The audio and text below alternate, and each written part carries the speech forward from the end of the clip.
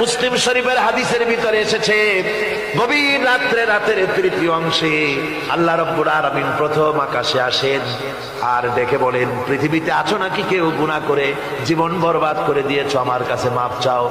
ঋণগ্রস্ত আছো, অসুস্থ আছো, অপমানিত আছো, কে আছো মাজলুম, আমাকে ডাকো, আমার কাছে বলো, আমি ডাকের সাড়া দেব, জীবনের আশা পূরণ করে দেব।